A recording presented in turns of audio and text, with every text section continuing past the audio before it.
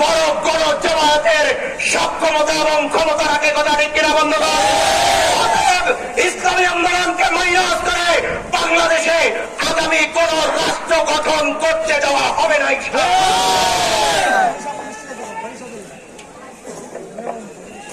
সদর থানা সহ সভাপতি এবং পশ্চিম এশিয়া ইউনিয়ন শাখার সভাপতি মাওলানা নুরে আলম ফাজি সাহেবকে স্টেজে আসার জন্য বলা যাচ্ছে।